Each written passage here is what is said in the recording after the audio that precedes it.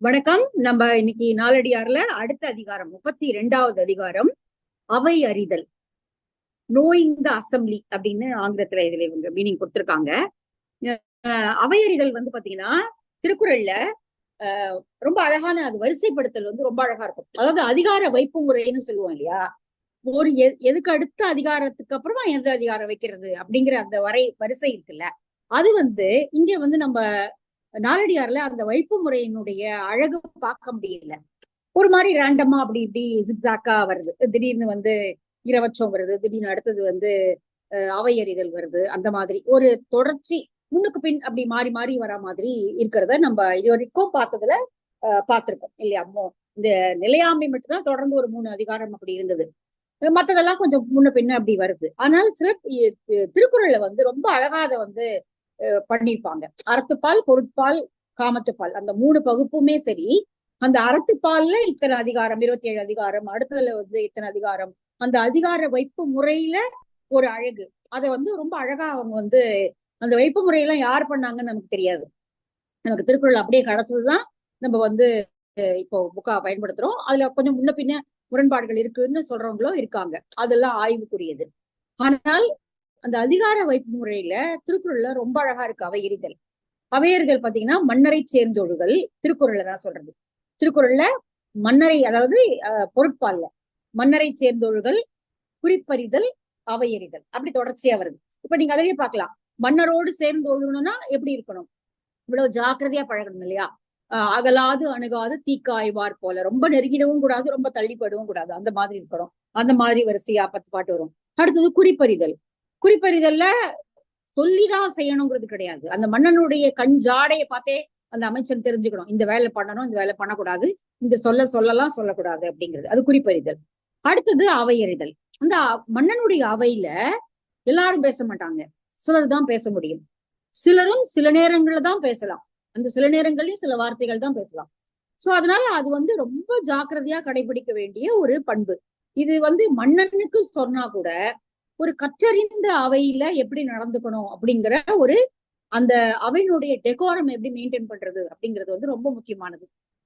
எல்லாரும் எல்லாரும் எல்லா இடத்துலயும் பேசிட முடியாது, எல்லா விஷயங்களும் பேசிட முடியாது.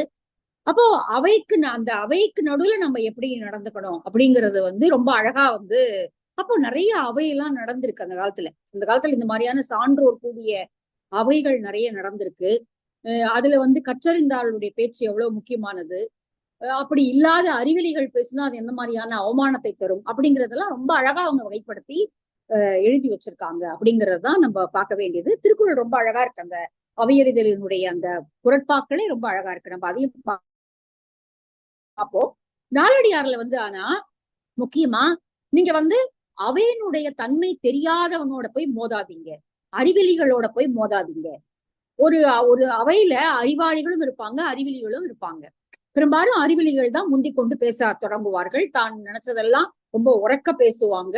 ரொம்ப வலிமையா நான் தான் சொல்லுவேன்னு சொல்லுவாங்க. அதுக்கு ஆதாரம் இருக்காது, எதுவுமே இருக்காது. அவனுக்கு தெரிஞ்ச அவன் மனப்பாடம் பண்ண சிலது ஒப்பிப்பான். அந்த மாதிரியும் இருக்கும். அப்போ அந்த மாதிரி இடங்கள்ல யார் வந்து கொஞ்சம் தள்ளி நின்று புத்திசாலித்தனமா நடந்துக்கணும் அப்படின்னா, அவையினுடைய அந்த அவை அறிதலை தன்மையை அறிந்த அறிவாளிகள் ஒதுங்கிக் கொள்ள வேண்டும் அப்படிங்கிறதுதான் நாலடியார் சொல்வதாக இருக்கிறது. இப்படிப்பட்ட சபையில போய் நீங்க உங்க வீரத்தெல்லாம் நிரூபிக்க வேண்டிய அவசியம் இல்லை. அப்படி மீனா நிரூபிச்சீங்க, நிரூபிக்க முற்பட்டீர்கள் என்றால் உங்களுக்கு அடி உதை கூட விழலாம், உங்களுடைய பற்கள் விழுந்து போகலாம் அப்படிங்கிற மாதிரி எல்லாம் நாலடியார் எழுதுது. ஆனா திருக்குறள்ல அந்த மாதிரி இல்ல. நம்ம வந்து அந்த பாடல்களை பார்க்க ஆரம்பிப்போம். தன்னுடையதும் கல்வி வலைமைகளை அறிந்து பேச வேண்டும் அப்படிங்கிறதும். அதாவது முதல் பாடல் பாத்தீங்கன்னா ஆஹ் சொல் ஞானம் சோரவிடல் அப்படிங்கிறதோட முடியுது. அதாவது அந்த இடத்துல போய் நம்மளுடைய ஞானத்தை வலியுறுத்த வேண்டும் என்கிற அவசியம் கிடையாது. ஒரு அவையில கற்றறிந்தவர்களும் இருக்கிறார்கள், கற்றறியாத, அதாவது பெரிய அளவுக்கு அறிவில்லை, ஏதோ படிச்சுட்டான் அப்படிங்கிறதுனால ஒரு சபைக்கு வரவனும் இருப்பான். ஆனா அவன் தான் அதிகமா சத்தம் போடுவான், அதிகமா பேசுவான், தன்னை நிரூபித்துக் கொள்வதற்கான அத்தனை முயற்சிகளில் ஈடுபடுவான். அந்த மாதிரியான இடங்கள் வந்ததுன்னா நீங்க பேசாம வாய் முடிட்டு இருந்துருங்க, அதான் உத்தமம். அதுக்கு மேல அங்க போய் உங்களுடைய அறிவை நிரூபிக்க வேணுங்கிற அவசியமே கிடையாது. ஏன்னா அந்த இடத்துல நிரூபிக்கவும் முடியாது, சத்தம் அதிகமா இருக்கு. அந்த இடத்துல உங்களுடைய சொல் அம்பலம் ஏறாது. அதனால பேசாம வாய மூடிட்டு இருக்கிறது தான் அறிவாளிகளுக்கு உத்தமம் அப்படிங்கறதுதான் இந்த பாட்டு சொல்லுது. மெய்ஞான கோட்டி உரல் வழி விட்டாங்குவோர் அஞ்ஞானம் தந்திட்டு அது ஆங்கு அற துழாய் கைஞானம் கொண்டு ஒழுகும் காரறிவாளர் முன் சொல் ஞானம் சோரவிடல்.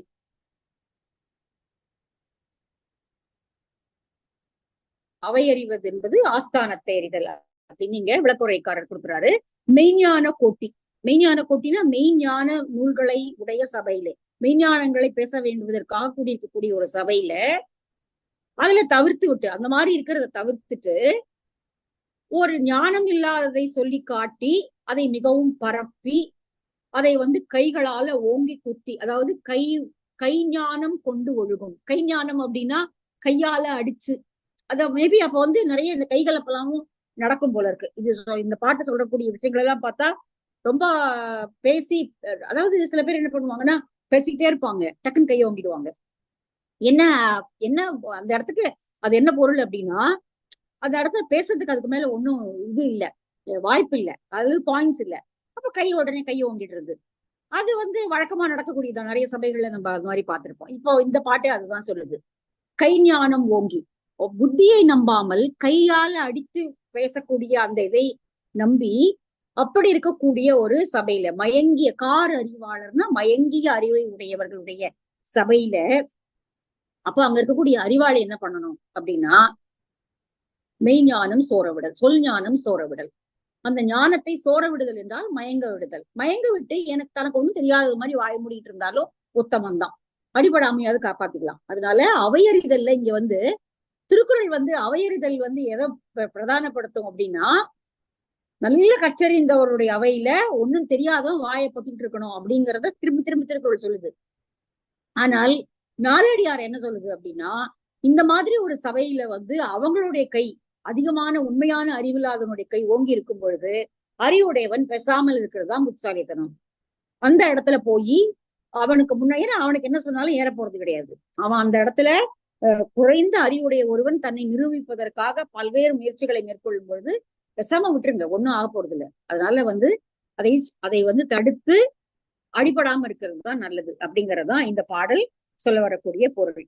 மெய்யான நூல் அறிவினை உடைய சபையின் கண் அந்த அந்த அவைக்கு தகுந்தபடி எப்படி நடக்க வேண்டுமோ அந்த முறைமையை விட்டு நீங்கி ஒரு அறியாத ஒருவன் பேசுகிறான் என்றால், அஞ்ஞானம் தந்திட்டு தன்னுடைய அஞ்ஞானத்தை வெளிக்காட்டுவது போல ஒருவன் தொடர்ந்து பேசிக்கொண்டே இருந்தான் என்றால் அந்த இடத்துல பேசாமல் வாயை மூடிக்கொண்டு இருந்து விடுவது நல்லது. கைஞானம் கொண்டொழுகும் காரறிவாளர் முன்.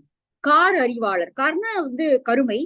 இங்கே மயங்கிய அறிவுடையவர்கள் தங்களுடைய கைகளை பிரயோகித்து தங்களுடைய வலிமையை பிரயோகிக்க முடியும் என்பதனால அந்த நேரத்துல அறிவுடையவர்கள் தம்முடைய சொல் ஞானம் சோரவிடல் என்பதுதான் உசிதமானதாக இருக்கும்.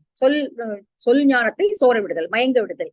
அதனால ஒண்ணு பேசாம இருந்துடுறது. சரிப்பா நீ சொல்றதே சரின்னு வச்சுக்கோ, என்ன அதனால வச்சுக்கோ அப்படின்னு பேசாம விட்டுறது. ஆனால் அது உண்மை இல்லை. ஆனால் அந்த இடத்துல அப்படி இருக்கிறது தான் புத்திசாலித்தனம், அவ்வளவுதான். அதனால அவையறிதல்ல முக்கியமாக இந்த இந்த அறிவுரை அறிவில்லாதவர்களுக்கு இல்ல, அறிவுடையவர்கள் இப்படி நடந்து கொள்ள வேண்டும் என்று இந்த பாடல் சொல்லுகிறது. இது அதாவது அறிவுடையவர்கள் தளர விட்டு அதுல இருந்து ஒதுங்கி நிற்கிறது தான் புத்திசாலித்தனம். இப்ப துஷ்டனை கண்டா தூர விலகு அப்படின்னு சொல்றோம் இல்லையா, அந்த மாதிரி தள்ளி போயிடுறதுதான் ரொம்ப நல்லது அப்படிங்கறத இந்த நாலடியார் பாடல் சொல்றது. இதுக்கு ஒரு 719வது இதேதான் அவையறிதல்ல இருந்து ஒரு உதாரண பாடல் கொடுத்திருக்காரு. புல்லவையுள் பொச்சாந்து சொல்லற்க நல்லவையுள் நன்கு செலச் சொல்லுவார். நல்லவையுள் நன்கு செலச் நல்ல அவை என்றால் நல்ல வார்த்தை நல்லவற்றை சொல்லி அங்கே விளக்கலாம். அதே மாறாக அது புல்லவை என்றால் முதலே தெரிஞ்சிருவாங்க நல்லவையா புல்லவையா அப்படின்னு. அந்த புல்லவையுள் பொச்சாந்து சொல்லற்க, நீங்க ஒண்ணு வாயத்திறந்து சொல்லாம இருந்தாலே போதும். அது என்பது ரொம்ப அழகான ஒரு குறள் இல்லையா. அது 719வது குறள் அவையறிதல்ல குறள்ல வருது. இதே அவையறிதல்ல அவையறிந்து ஆராய்ந்து சொல்லுக சொல்லின் தொகை அறிந்த தூய்மையவர், அதான் முதல் குறள். அதுல ஒரு அவையில என்ன சொற்களை பேச வேண்டும் என்பதை அந்த சொல்லினுடைய தூய்மை அறிந்து பேச வேண்டும். எல்லாத்தையும் போய் சபையில சொல்லிடக்கூடாது. அப்போ ரெண்டு ரெண்டு விதமா நீங்க வெளிப்பட்டுருவீங்க. ஒண்ணு, உங்களுடைய உண்மையான அறிவு வெளிப்படும். உங்களுக்கு நல்லா தெரிஞ்சிருந்ததுன்னா உங்களுடைய உண்மையான அறிவு வெளிப்படும். இல்ல அப்படின்னா உங்களுடைய பேதமை வெளிப்பட்டு விடும். அதனால வாய மூடிட்டு இருக்கிறது அப்படிங்கிறது தான் உத்தமமானது அப்படிங்கறத திருவள்ளுவர் சொல்றார். சரி, இது முதல் பாட்டு. இரண்டாவது பாடல், நாப்பாடம் சொல்லி நயமுணர்வார் போர் செரிக்கும் தீப்புலவர் சேரார் செறிவுடையார். இரண்டாவது பாட்டுக்கு போயிடலாம். தீப்புலவன் கோட்டியுள் குன்ற புடிப்பழிக்கும் அல்லாக்கால் தோட்புடை கொள்ளா எழும். தோல் புடை கொள்ளா எழும். ரெண்டு, அதாவது ஒரு சபையில விகிதாச்சாரத்தின்படி அதிகமாக அறிவிலிகள் இருக்கிறார்கள், அறிவாளிகள் கம்மியா இருக்காங்க அப்படின்னா என்ன பண்ணுவாங்கன்னா, அறிவாளிகள் சொல்வதை அறிவிலிகள் ஏற்றுக்கொள்ள மாட்டார்கள். அது எப்பவுமே அறிவிலிகளுடைய ஒரு பெரிய ஒரு பலம் என்ன அப்படின்னா, தான் சொல்றதா கரெக்ட் அப்படின்னு சொல்லி தீர்மானமா அடிச்சு பேசுறது. ஒண்ணுமே இருக்காது, ஆனா அடிச்சு பேசணும். அப்போ அறிவாளிகள் என்ன செய்ய முடியும்? ஒண்ணுமே பண்ண முடியாது. ரொம்ப ஒண்ணு அதை விட ஓங்கி ஒலிக்கணும், இல்லைன்னா வாயை பசாம இருந்துடணும். அது ஓங்கி ஒலித்தல் என்பது அறிவுடைமை ஆகாது. அதனால இந்த அறிவுரையும் அறிவாளிகளுக்கான அறிவுரை தான். நாப்பாடம் சொல்லி நயமுணர்வார் போர் சிரிக்கும். எல்லா சபைகளும் இந்த மாதிரி சில பேர் இருப்பாங்க. நாப்பாடம் சொல்லி அவனுக்கு வெறும்னா அந்த பாட்டை படித்துதான் பழக்கம். அதனுடைய நயம் எல்லாம் ஒண்ணும் தெரியாது. அதாவது வெறும்னா மனப்பாடம் பண்றது, ஏட்டு துறக்கா மாதிரி அப்படியே ஏட்டுல இருக்கிறத படிச்சு அப்படியே அதோடைய உள்ளார்ந்த அர்த்தம் எல்லாம் எதுவும் தெரியாது. ஆனால் வெறும்னா அதை படிச்சு மனப்பாடம் பண்ணி வச்சிருக்கிறது, அது வெளியில ஒப்பிக்கிறது கிளிப்பிள்ளை போல. அதுதான் முதல் வரி சொல்லுது. நாப்பாடம் சொல்லி நயமுணர்வால் போர் செரிக்கும். அப்படி எல்லாவற்றையும் தெரிந்து விட்டது போன்று ஒரு பாவனையோடு பேசுகிறவன். எல்லாம் ஒண்ணும் தெரியாது, ஆனால் இந்த பாவனையில எல்லாம் தெரிஞ்சது போல ஒரு பாவனையை கொடுப்பான். தீப்புலவர் சேரார் செறி உடையார். இவர்களெல்லாம் தீப்புலவர்கள். இவர்களெல்லாம் நல்ல புலவர்கள் கிடையாது, தீப்புலவர்கள், தீய புலவர்கள். தீப்புலவர் சேரார் செறி உடையார். செறிவான உடையவர்கள். நிறைந்த, செறிவுனா நிறைந்த இல்லையா? செறிவா இருக்கு அப்படின்னா நல்லா இன்டாக்டா நல்ல செறிவா இருக்கு அப்படின்னு அர்த்தம். தீப்புலவர் சேரார் செறிவுடையார். அறிவிலே செறிவை உடையவர்கள் இந்த மாதிரியான தீப்புலவர்களோடு சேர்ந்து ஒரு அவையில இயங்க மாட்டார்கள். பிரசாம வாய முடிட்டு வந்துருவாங்க. சரிப்பா, நீ சொல்றதே உண்மையா இருக்கட்டும் அப்படின்னு வந்துருவாங்க. தீப்புலவர் சேரார் அறிவுடையார். தீப்புலவன் கோட்டையும் குன்ற பழிக்கும். அவன் என்ன பண்ணுவான்? அவனால் அதை நிரூபிக்க முடியல, தான் சொல்வது தவறு என்பது அவனுக்கு புரிந்து விட்டாலும் கூட அவன் அதை ஒத்துக்க மாட்டான். மாறாக என்ன பண்ணுவான் அப்படின்னா, சபையில இழிவான சொற்களை பேச ஆரம்பிப்பான். கோட்டியுள் குன்ற பழிக்கும். கோட்டியுள்னா சபை நடுவே இருந்து, குன்ற பழிக்கும்னா குடி. அதாவது சில பேர் ஒரு தனித்த ஒருத்தரோட சண்டை போட்டா கூட மொத்தமா அவங்க குடும்பத்தை எல்லாம் உங்களுக்கு எடுத்து சண்டை போட்டு கண்ணாப்பினா வார்த்தைகள்லாம் பேசுவாங்க இல்லையா? குடிப்பழிக்கும். குன்ற குடிப்பழிக்கும். நம்முடைய குடியே குன்றி போகும்படியான பழிச்சொற்களை வீசுவார்கள். வார்த்தைகளை வீசி அவர்களை, அதாவது இது ஒரு அட்டாக்கிங் ஒரு பாயிண்ட், அவ்வளவுதான். இந்த மாதிரி ஒரு மோசமான சொற்களை சொல்லி அவர்களுடைய குடும்பத்தை எல்லாம் அவமானப்படுத்திட்டோம்னா அவங்க வாய முடிட்டுருவாங்க இல்லையா? அதனால குன்ற குடிப்பழிக்கும். அல்லாக்கால் அப்படி அது நடக்கல அப்படின்னா தோட்புடை கொள்ளா எழும். தோல் புடை அப்படின்னா நல்லா ஓங்கி குத்துவது போல எழுந்து அவன் தன்னுடைய வலிமையை புரோகிக்க ஆரம்பிப்பான். இதெல்லாம் அந்த காலத்து சபையில நடந்திருக்கும். எல்லா காலத்து சபையிலும் நடக்கிறது தான் இது. ஒண்ணு, அவன் மோசமான வார்த்தைகளை சொல்லி திட்ட ஆரம்பிப்பான், அல்லது தோல் புடை கொள்ளா, தோலை போய், அதாவது உடம்புல காயத்தை பண்ணுவதை போல தோலை தட்டி கொண்டு மற்போருக்கு எழுந்து சண்டைக்கு வருவான். அப்போ இந்த செறிவுடைய அறிவுடையவர்கள் என்ன செய்யணும் அப்படின்னா, வாயை முடிக்கு பேசாம இருந்ததுதான் உத்தமம். இந்த அறிவுரைகள் எல்லாம் அவையறிதல்ல அவை அறிஞ்சு பேசுங்க அப்படின்னு தீய அறிவுடையவர்களுக்கு சொன்ன அறிவுரைகள் இல்ல, நல்ல அறிவுடையவர்களுக்கு சொல்லக்கூடிய அறிவுரைகள் இவை. ஏன்னா இது ஒரு வகையில லாஜிக்கா கரெக்ட் தான். அவன்கிட்ட சொன்னாலும் அது ஒண்ணு ஏற போறது இல்லை மண்டையில. போடும்போது நம்ம அப்ப அது யாருக்கு சொல்லணும் அப்படின்னா, அது யார் கேட்டுக்கொண்டு நல்ல அறிவுடையவர்களா இருக்கிறார்களோ அவர்களுக்கு சொல்வதுதான் உத்தமம். அதனால இந்த பாடல்கள்லாம் நல்ல அறிவுடையவர்களை நோக்கி சொல்லப்பட்ட பாடல்களாக எழுதப்பட்டிருக்கின்றன. சோ இதுதான் இந்த பாடல். நாப்பாடம் சொல்லி நயமுணர்வார் போர் செரிக்கும் தீப்புலவர் சேரார் செறிவுடையார். தீப்புலவன் கோட்டியுள் குன்ற குடிப்பழிக்கும் அல்லாக்கால் தோட்புடை கொள்ளா எழும். ஒன்று, அவன் குடியை பழித்து பேசுவான், அவமானப்படுத்துவான், அல்லது மற்போருக்கு கிளம்புவதை போல தோளை தட்டி கொண்டு எழுந்து சண்டைக்கு வருவான். அடிதடி ஆகும். அப்போ இந்த மாதிரியான நயம் உணராத வெறும் மனப்பாடமாக ஒன்றை ஒப்பிக்கக்கூடிய திறன் மட்டுமே உடைய புலவர்களுக்கு நடுவுல நல்ல அறிவுடைய புலவர்கள் பேசாமல் வாயை மூடிக்கொண்டு இருந்து விடுவார்கள். அதுதான் செய்யக்கூடிய செயலும் அதுதான். அதனால அதுக்கு மேல அந்த இடத்துல ஒண்ணும் நம்ம பேச வேண்டிய அவசியம் இல்லை அப்படிங்கிறத இந்த பாட்டு சொல்லுது. சரி, இதுக்கு வந்து பழமொழியில இருந்து ஒரு உதாரணம் கொடுக்குறாரு. ரொம்ப அழகான உதாரணம். கல்லாதவரிடை கட்டுரையின் மிக்கதோர் பொல்லாததில்லை. நல்லா இருக்குல்ல இந்த பழமொழி. கல்லாதவர்களுக்கு நடுவுல போய் நீங்க என்ன அறிவுரை சொன்னாலும் அது பொல்லாததாதான் முடியும். அதுல நன்மையே ஒண்ணும் விளையாது. அதனால அந்த இடத்துல பேசாம இருக்கிறது தான் சிறப்பானது அப்படிங்கறத இந்த பழமொழி உதாரணம் சொல்லுது. சோ இந்த நாலடியாருடைய இந்த பாடல் கூட சொல்லக்கூடியதும் அதுதான். சரி, அடுத்தது இந்த மாதிரியான அறிவிலிகள் இந்த மாதிரி சபைகளுக்கு வந்தாங்க அப்படின்னா என்ன பண்ணுவாங்க அப்படின்னா, தன்னுடைய சொற்கள் மேல அப்படி அபரிமிதமான ஒரு ஆர்வம், எல்லாத்தையும் தானே சொல்லி முடிச்சிடணும் அப்படிங்கிற ஒரு நினைப்பு, அப்புறம் வந்து விரைந்து சொல்லிடணும் அப்படிங்கிற ஒரு வேகம், இதெல்லாம் தான் அவங்களுக்கு இருக்கும். மற்றபடி உண்மையாகவே அந்த பொருளை உள்ளார்ந்து ஆய்ந்து அறிந்து அவர்கள் சொல்லுவாங்களா அப்படின்னா சொல்ல மாட்டாங்க. அவங்களுக்கு அதெல்லாம் முக்கியம் இல்லை. அவங்களுக்கு வந்து தங்களுடைய சொற்களை விரயமாக எல்லாவற்றையும் சொல்லி முடிக்கணும், விரைந்து சொல்லி முடிக்கணும். அதுதான் அவங்களுடைய நோக்கமா இருக்குமே ஒழிய அதை நின்று நிதானமா யோசிச்சு இதெல்லாம் சொல்லலாமா சொல்லக்கூடாதா அப்படிங்கிற தன்மையெல்லாம் அங்க இருக்காது. அப்ப அந்த இடத்துலயும் ஒண்ணு வந்து சேராமல் இருக்கு, இந்த மாதிரி சபைகள்ல போய் சேராம இருக்கிறது தான் நல்லது. இது எல்லாமே அவையறிதல் எல்லாமே வந்து எந்த அவை கூடாத அவை என்பதை அறிந்து கொள்வது எப்படி அப்படிங்கிறதா நாலடியார் திரும்ப திரும்ப சொல்லுது. சரி, இந்த பாட்டும் அதுதான். சொல் தாற்று கொண்டு துளைந்தெழுதல் காமுறுவார், கற்ற ஆற்றல் வன்மையும் தாம் தேரார், கற்ற செல உரைக்கும் ஆறறியார், தோற்பதறியார், பல உரைக்கும் மாந்தர் பலர். அதாவது ஒரு நல்ல அவைக்கு எதெல்லாம் தேவையில்லையோ அதெல்லாம் அந்த இலக்கணத்தெல்லாம் இந்த பாட்டுல அவர் சொல்றார். இந்த பாட்டுல இதை சொல்றாரு இல்லையா? சொல் தாற்று கொண்டு, தாற்றுன்னா வந்து பிடிகோல், பிடிச்சிட்டு நடக்குது. தாற்று அப்படின்னா பிடிமானமாக, அது பிடிமானமா ஆதாரமா வச்சுட்டு நடக்கிறது இல்லையா? இப்ப வந்து கையில ஒரு கோலை பிடிச்சிட்டு நடக்கிறோம் இல்லையா? அந்த மாதிரி அப்ப வந்து சொல் தாற்று, தன்னுடைய சொற்களை பயன்படுத்தக்கூடிய அந்த சக்தியை ஒரு பிடிமானமாக வைத்துக் கொண்டு, உள்ளார்ந்த அர்த்தம் ஒண்ணும் கிடையாது. சொற்கள் நிறைய தெரியும், எல்லா சொற்களும் தெரிஞ்சிருந்தாலேயே எல்லாத்துக்கும் பொருள் தெரிஞ்சிடும்ன்ற அவசியம் கிடையாது இல்லையா? சொல் தாற்று கொண்டு. இந்த இதுல வந்து முத்துலிங்கத்தினுடைய உண்மைகள்ல ஒண்ணு சொல்லுவார். சிலருக்கு வயிற்றுப்போக்கு போல இவனுக்கு வாய்ப்போக்கு அப்படின்னு.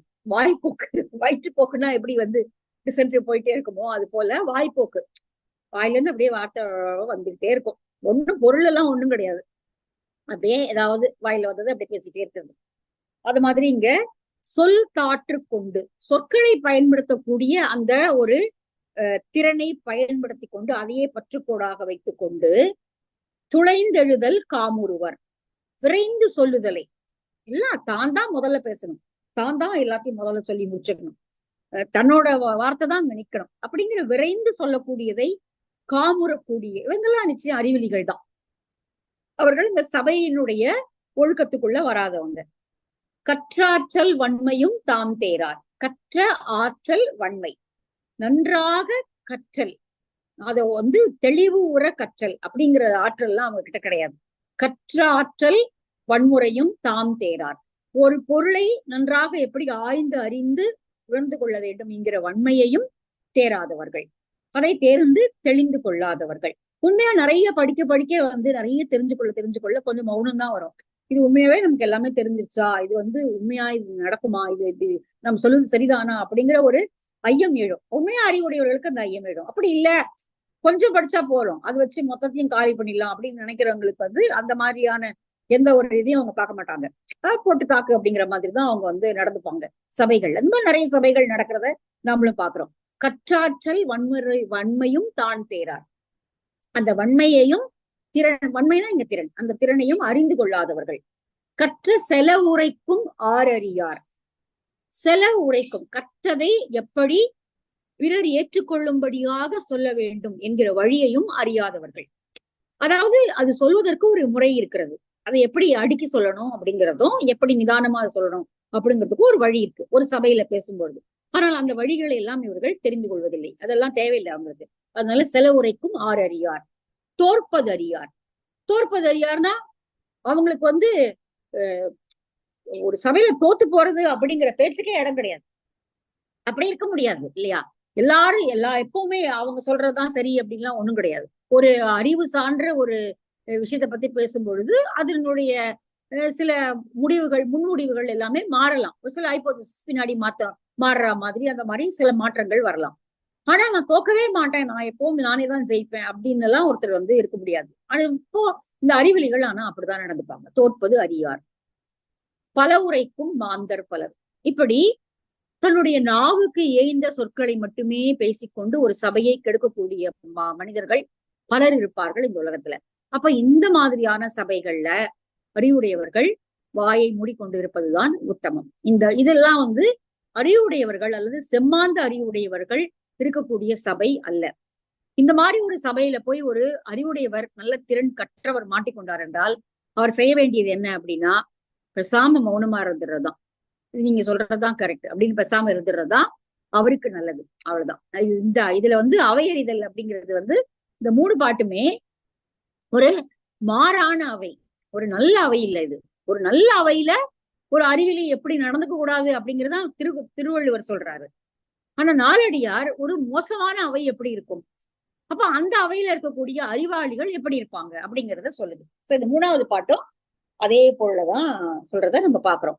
சொற்றாற்று கொண்டு துளைந்தெழுதல் காமுறுவர், கற்றாற்றல் வன்மையும் தான் தேரார், கற்ற செலவுரைக்கும் ஆரறியார், தோற்பதறியார், பல உரைக்கும் மாந்தர் பலர். இப்படிப்பட்ட மாந்தர் தான் மிகுதியாக இந்த உலகத்துல இருப்பதனால அறிவுடையவர்கள் இந்த சபைகளில் வாய் பேசாமல் நகர்ந்து விடுவார்கள் அப்படிங்கிறதா இந்த பாடல் சொல்லக்கூடிய பொருள். பயனில்லாத சொற்களை கூறும் சிற்றறிவினர்கள் ஒரு அவைக்குரியவர்களாக ஆக மாட்டார்கள். இதெல்லாம் ஒரு நல்ல அவையெல்லாம் சொல்ல முடியாது அப்படின்னு இந்த பாட்டினுடைய இது சொல்லுது. இதுக்கு ரொம்ப அழகான ஒரு குறள் இருக்கு. பல சொல்ல காமுறுவார் மன்ற மாசற்ற சில சொல்ல தேற்றாதவர். சில சொற்களாலே ஒன்றை விளக்கிவிட முடியும் அப்படின்னு இருக்கும் பொழுது அப்படி சொல்லாமல் பலவேறு சொற்களை அப்படி சொல்லி அப்படியே வேற மாதிரி அப்படியே பின்னி பிணைஞ்சு ஒன்றை சொல்ல முற்படுவது என்பது அறிவுடைமை ஆகாது அப்படிங்கிறது திருக்குறளில் வரக்கூடிய ஒரு குறட்பா. சரி, அடுத்த பாட்டு போலாம். நீங்க ஒரு நல்ல சபையில பேசணும் அப்படின்னா அப்போ ஒரு தெளிந்த அறிவு இருக்கணும். ஒரு பொருளை பற்றி, அந்த சபை எதை பற்றி நடக்கிறதோ அந்த சபையில் பேசப்படக்கூடிய பொருளை பற்றி ஒரு தெளிந்த அறிவு இருக்கணும். சும்மா ஒரு 2 ஓலைச்சுவடியில படிச்சுட்டு வந்த 2 பாட்டை மட்டும் சொல்லி இத இதுதான் எனக்கு தெரியும் அப்படிங்கிற மாதிரி ஒரு சபை நடுவில் பேசுறது அப்படிங்கிறது அவங்களுடைய புள்ளிய அறிவை வெளிக்காட்டி விடுவது போல அமைந்துவிடும். நகைப்புக்கு இடமாக அது ஆகிவிடும். நல்லா தெரிஞ்சா பேசணும், இல்லைன்னா பேசக்கூடாது அப்படிங்கிறதா இந்த பாட்டு சொல்ல வரக்கூடிய பொருள். கற்றதுவும் இன்றி கணக்காயர் பாடத்தார் பெற்றதாம் பேதை ஓர் சூத்திரம், மற்றதனை நல்லார் இடைப்புக்கு நாணாது சொல்லித்தம் புல்லறிவு காட்டிவிடும். புண்மையான அறிவு, நல்ல அறிவு இல்ல, புண்மையான கீழ்ப்பட்ட அல்லது முழுமை இல்லாத ஒரு அறிவு. அப்படி ஒரு அறிவை கொண்டிருப்பவன் ஏதோ ஒரு சூத்திரத்தை படிச்சிருக்கான், கணக்காயர் சொல்லி கொடுத்து ஒரு சூத்திரத்தை கற்றிருக்கிறான். அந்த ஒரு சூத்திரம் தான் அவனுக்கு தெரியும், அதுக்கு முன்ன பின்ன இருக்கிறது எதுவும் அவனுக்கு தெரியாது. ஆனால் அந்த சூத்திரத்தை ஒட்டிய ஒரு பொருளை பற்றி ஒரு சபையிலே ஒரு விவாதம் நிகழும் பொழுது தான் எல்லாவற்றையும் கற்று உணர்ந்ததை போல அந்த சபை நடுவுல அந்த ஒரு சூத்திரத்தை மாத்திரம் சொல்லிவிட்டு தனக்கு எல்லாவற்றையும் தெரியும் போல காட்டிக்கொள்வது அப்படிங்கிறது அவனுடைய பேதமையை வழிகாட்டுவதாக அமைந்துவிடும் அப்படிங்கிறதுதான் இந்த பாடல் சொல்லக்கூடிய பொருள். கற்றதுவும் இன்றி, எதுவும் முழுசா படிக்கல, கற்றதுவும் இன்றி கணக்காயர் பாடத்தால். கணக்காயர்னா அப்பெல்லாம் திண்ணை பள்ளிக்கூடம் அந்த மாதிரிதான் நடந்திருக்கும் இல்லையா? அப்படி சொல்லி கொடுத்த ஏதோ ஒரு சில பாடங்கள்ல ஒரு சூத்திரத்தை, பெற்றதாம் பேதை ஒரு சூத்திரம், அந்த பேதை என்றால் அறிவிலி, ஏதோ ஒரு சில சூத்திரங்களை அவன் கற்றிருக்கிறான், அவ்வளவுதான். இன்னும் முழுமையா அதை படிச்சு முடிக்கல. மற்றதனை நல்லார் இடைப்புக்கு, ஒரு நல்ல சபையில, அந்த கற்றறிந்த ஒரு பேசக்கூடிய சபையில இடையில புகுந்து, தானும் புகுந்து எல்லாம் எனக்கு தனக்கு தெரியும் அப்படிங்கிற பாவனையோட நானாவது சொல்லி, அது கொஞ்சம் வெக்கம் வேணும். நமக்கு தெரியல ஆனா நம்ம சொல்றோமே அப்படிங்கிற அந்த வெக்கம் இருக்கணும். அது இல்லாமல், அந்த நாணம் என்ற இல்லாமல் சொல்லித்தன் புல்லறிவு காட்டிவிடும். அப்படி வெளிப்பட்டு சொன்னான் என்றால் அவனுடைய உண்மையான அறிவுதான் வெளிப்படுமே ஒன்றி அது உண்மையான அறிவாக ஏற்றுக்கொள்ளப்பட மாட்டாது. அதனால ஒரு கற்றறிந்த சபையில இதுதான் வந்து அவையறிதலுக்கு சரியான பாட்டா இப்ப நாலடியார்ல வருது. முன்னாடி எல்லாம் அறிவுடையவர்களுக்கு அறிவுரை சொல்லிட்டு, இந்த மாதிரி புல்லறிவு இருக்கிறவர்கள் இப்படி ஒரு சபையில போய் தனக்கு தெரிஞ்ச ஒண்ணு ரெண்டு பாட்டை மட்டும் வச்சுட்டு போய் பேசக்கூடாது அப்படிங்கிறத இந்த பாட்டு சொல்லுது. அதனால குறைவாக கற்றறிந்தால் அப்போ அவனுக்கு முதல்ல தெரியணும், தான் கற்றது ரொம்ப கம்மி தான், நம்ம படிக்கல, நிறைய படிச்சுதான் அது போய் பேசணும், இனிமே தவிர வாய முடிட்டு இருக்கணும் அப்படிங்கிறது தெரியாததுனாலே அவன் பேதை தானே இல்லையா? அதனால ஒரு நல்ல சபையில இப்படி நீங்கள் பேச துணிந்தீர்கள் என்றால் உங்களுடைய உண்மையான அறிவை அது வெளிக்காட்டி விடும். அதனால சபை அறிந்து பேச வேண்டும் அப்படிங்கறதா இந்த பாடல் சொல்லக்கூடியது. இதுக்கு நீதிநெறி விளக்கத்துல ஒரு பாட்டு இருக்கு. இதுக்கு உதாரணமா, கற்பன உழற்றார் கல்வி கழகத்தாங்கு ஒர்க்கமின்று ஊத்தைவாய் அங்காத்தல் மற்றும் தன் வல்லரு வஞ்சன்மின் என்பவே மாப்பறவை புல்லுரு அஞ்சுவ போல். அதாவது இந்த இந்த இடத்துல வந்து ஒர்க்கமின் ஊத்தைவாய், உங்களுடைய வாயை நீங்கள் மூடிக்கொண்டிருங்கள் அப்படிங்கிற பொருள்ல நீதிநெறி விளக்கத்துல இது கொடுக்கப்பட்டிருக்கிறது. ஒரு சபை நடுவுல, கற்றறிந்த சபை நடுவே போய் இந்த மாதிரி தெரியாததை காட்டி உங்களுடைய உண்மையான அறிவை நீங்கள் வெளிக்காட்டி கொள்ளாதீர்கள் அப்படிங்கறதுதான் இந்த பாட்டு சொல்லக்கூடிய ஒரு பொருள். சரி, அடுத்தது வந்து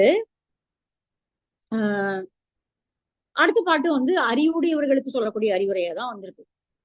ரொம்ப இந்த மாதிரி சபைகள்ல போய் பேசாதீங்க, அறிவெளிகள் இருக்கக்கூடிய சபையில போய் பேசாதீங்க. பேசி அவர்களுக்கு அறிவுரை சொல்ல முற்படலாம் என்று நீங்கள் நினைத்தீர்கள் என்றால் அறிவில்லாதவனுக்கு அறிவுரை சொல்றதை விட அபாயம் ஒண்ணுமே கிடையாது.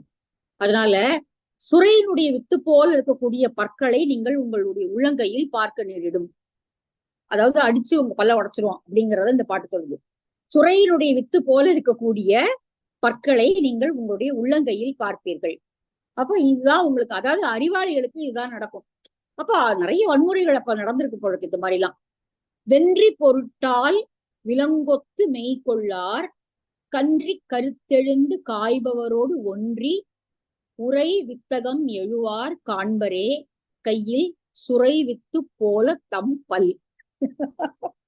உங்களுடைய உள்ளங்கையில் நீங்கள் சுரையினுடைய விதை போல இருக்கக்கூடிய பற்களை பார்ப்பீர்கள். எப்போ அப்படின்னா, தம்மோடு ஒத்த அறிவுடையவர்கள் அல்லாதவர்கள் வென்றி பொருட்டால் தாம் வெல்ல வேண்டும் என்ற காரணத்தின் காரணமாக விலங்கு ஒத்து, விலங்குகளை போல, மூர்க்கமான விலங்குகளை போல சபைகளில் போரிடக்கூடியவர்கள் அல்லது வன்முறையில் இறங்கக்கூடியவர்கள், அந்த மாதிரியான ஆட்கள் இருக்கக்கூடிய அவையில கன்றி கருத்தெழுந்து காய்பவரோடு சினம் மிகுந்து கோபித்து மனம் புகுங்கி, அதாவது ஒரு அறிவுடைய சபையில அறிவார்த்தமான விவாதங்கள் நடைபெறணும். ஒருவர் சொல்கிறார் என்றால் அதை ஒரு மறுப்பார், அது மறுப்பதற்கு வலுவான காரணங்களோடு அதை பேச வேண்டும். அதுதான் ஒரு நல்ல அவையினுடைய அந்த விவாதத்தை, அப்பதான் அது அறிவார்ந்த ரீதியாக அந்த சபை எடுத்துக்கொண்டு போகும். மணிமேகலையில பாத்தீங்கன்னா ஒரு வரி அழகா வரும், பட்டி மண்டபத்து பாங்கறிந்து ஏறுமின் அப்படின்னு. இத்தனை இவங்க எல்லாம் அவங்க நிறைய பேரோட வந்து சமயவாதம் புரிவாள் மணிமேகலை. அப்ப அந்த அந்த காதையில அந்த வரி வரும், பட்டி மண்டபத்து பாங்கறிந்து ஏறுமின். அதுக்குன்னு ஒரு பாங்கு இருக்கு, அந்த சபைக்குன்னு ஒரு மரியாதை இருக்கு. அந்த அந்த ரூல்ஸ் எல்லாம் ஃபாலோ பண்ணிதான் அதை வந்து நீங்க நடந்துக்கணும். ஆனால் தன்னுடைய வெற்றி மட்டுமே நோக்கமாக கொண்டு பிறர் சொல்லுவதையெல்லாம் ஒரு நாளும் ஒப்புக்கொள்ள மாட்டேன் என்பதற்காக சினந்து கைகளை முறுக்கி கொண்டு சண்டை போட ஒருவனோடு ஒரு சபையில பேசுவதற்கு ஒன்றுமே கிடையாது. அவனோடு நம்ம பேசாம இருக்கிறது தான் உத்தமம். அதுதான் இந்த பாட்டு சொல்லுது. வென்றி பொருட்டால் விலங்கொத்து மெய் கொள்ளார், உண்மையை அவன் ஒத்துக்கொள்ள போறதே கிடையாது. இதுதான் உண்மை என்று அவன், ஏன்னா ரெண்டு விஷயம், ஒண்ணு அவனுக்கே தெரியாது இது உண்மைன்னு அவனுக்கே தெரியாது, இன்னொன்று அவளுடைய மூர்க்கத்தனத்தின் காரணமாக பிறர் சொல்லுவதை ஏற்றுக்கொள்ளக்கூடிய மனோபாவம் அவனுக்கு இல்லை. அப்ப மெய்கொள்ளார். கன்றி கருத்தெழுந்து காய்பவரோடு, அப்படி கைகளை முறுக்கி கொண்டு முகமெல்லாம் கருத்து போகும்படியாக காய்புதல் என்றால் கோபத்தோடு கொதித்தெழுந்தோனோடு ஒன்றி உரை வித்தகம் எழுவார். இவர்களோடு நாம் பேசி இவர்களை ஜெயித்து விடலாம். வித்தகம் அப்படின்னா அவர்களை ஜெயிப்பது. அவர்களோடு சொல்லி, இவர்களோடு நல்ல கருத்துக்களை சொல்லி, அறிவுரைகளை சொல்லி இவர்களோடு நாம் ஒன்றுபட்டு விடலாம் என்று நினைக்கக்கூடிய அறிவாளிகளுக்கு என்ன நடக்கும் கடைசியில அப்படின்னா, காண்பரே கையில் சுரை வித்து போல தம்பல். கடைசியில சண்டை முத்தி போய் அவங்க இவங்களை குத்தி இவர்களுடைய பற்கள் தங்களுடைய கைகள் எழுவதுதான் அவங்க பார்ப்பாங்க. அதனால அறிவிலிகளோடு, மூர்க்கர்களோடு இந்த மாதிரி போய் ஒரு சபையில பேசுவது என்பது அறிவுடையார்களுக்கே அழகில்லை. இப்போ அந்த அறிவுடையவர்களே அறிவில்லாதவர்களாக மதிக்கப்படக்கூடிய தன்மையை அது கொடுத்து விடும். அதனால அவர்களோடு நாம் பேசாமல் வந்து விடுவது என்பதுதான் உத்தமம். இல்லை என்றால் சுரையினுடைய முத்துக்களை போல கைகளை நாம பார்க்க வேண்டியிருக்கும் அப்படிங்கறத ரொம்ப ஒரு நகைச்சுவையோட இந்த பாட்டு சொல்லுது. இதேதான் பழமொழி, விலங்கோடு மக்கள் அணையர் இலங்கு நூல் கற்றாரோடு ஏனையவர். இது 410வது குறள்ல வரக்கூடியது. இலங்கு நூல் கற்ற ஒருவரோடு ஒருவன் இப்படி சண்டை போடுவது என்றால் அவன் விலங்கோடு ஒப்பவனாகத்தான் கருதப்படுவான். அவன் கற்றறிந்தவனாக மதிக்கப்பட மாட்டான் அப்படிங்கிறது. கல்லாதவரிடை கட்டுரையின் மிக்கதோர் பொல்லாததில்லை ஒருவர்க்கு. இது பழமொழியில வரக்கூடிய பாடல். கல்லாதவரிடை கட்டுரையின் மிக்கதோர் பொல்லாததில்லை ஒருவர்க்கு. ரொம்ப தெளிவா சொல்லிடுச்சு. ஒரு முழுமையான அறிவில்லாத மூர்க்கனாக இருக்கக்கூடிய ஒருவருக்கு நடுவுல போய் ஒருவர் அறிவுரைகளை சொல்லுகிறார் அல்லது கற்றவற்றை பேசுகிறார் என்றால் அதை விட பொல்லாதது அவருக்கு ஒன்றுமே கிடையாது. ஏன்னா இவருக்கு தான் அடி விடும். ஒன்னும் அதை பத்தி கேட்டுட்டு மாத்திக்க போறது கிடையாது. அதனால இந்த மாதிரி இடங்கள்ல பேசாம இருக்கிறது அல்லது அந்த சபைக்கே போகாம இருக்கிறது தான் நல்லது. அந்த சபையினுடைய தன்மை என்ன அப்படிங்கிறத உணர்ந்து கொண்டு அறிவுடையவர்கள் அந்த மாதிரி சபைகளுக்கு போகணும். இல்லைன்னா போகாம இருக்கிறது நல்லது. இல்லைன்னா போனா இந்த மாதிரி தான் நடக்கும். அவன் எதையும் காதல வாங்கிக்க போறதில்லை. இப்படி பற்களை காய்ச்சி கையில கொடுக்கக்கூடிய நிலைமைதான் நடக்கும். அதுதான் இந்த பாடல் சொல்லுவது. வென்றி பொருட்டால் விலங்கொத்து மெய்கொள்ளார் கஞ்சி கருத்தெழுந்து காய்பவரோடு ஒன்றி உரை வித்தகம் எழுவார் காண்பரே கையில் சுரை வித்து போல தம் பல். சோ இந்த 5 பாட்டோட நம்ம இந்த அவையடிகளுடைய இந்த பாடல்களை நிறுத்திப்போம். மீதி 5 பாட்டை நாளை கிளாஸ்